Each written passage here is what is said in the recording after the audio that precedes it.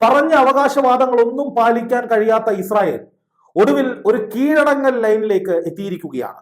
ആയുധം വെച്ചുള്ള ഒരു കീഴടങ്ങലല്ല, മറിച്ച് എല്ലാ പ്രഖ്യാപനങ്ങളും അവകാശവാദങ്ങളും ഒക്കെ അവസാനിപ്പിച്ചുകൊണ്ട് ഞങ്ങൾ എന്തിനും തയ്യാറാണ് എന്ന നിരുപാധികമായ ഒരു നിലപാട്, അതാണ് ഇപ്പോൾ ഇസ്രായേൽ സ്വീകരിച്ചിരിക്കുന്നത്. നേരത്തെ മുതൽ, അതായത് യുദ്ധം തുടങ്ങി ഏതാണ്ട് 2 മാസത്തിലേറെക്കാലം നെതന്യാഹു പറഞ്ഞ അവകാശവാദങ്ങളും ഇപ്പോൾ ഇസ്രായേലിൽ നിന്ന് വന്നിരിക്കുന്ന പുതിയ നിലപാടും തമ്മിൽ താരതമ്യം ചെയ്യുമ്പോൾ ഇസ്രായേലിന്റെ ഒരു അവകാശവാദമോ വെല്ലുവിളിയോ പ്രഖ്യാപനങ്ങളോ ഒന്നുമല്ല മുഴച്ചു നിൽക്കുന്നത്, മറിച്ച് വെടിനിർത്തലിന് വേണ്ടിയുള്ള ഒരു ശ്രമമാണ്, അല്ലെങ്കിൽ ഒരു അപേക്ഷയാണ്, അല്ലെങ്കിൽ ബന്ദികളെ എത്രയും പെട്ടെന്ന് വിട്ടു കിട്ടിയില്ലെങ്കിൽ അത് വലിയ പ്രശ്നമാകുമെന്ന ബോധ്യപ്പെടലാണ്. അതാണ് നമുക്ക് മനസ്സിലാക്കുന്നത്.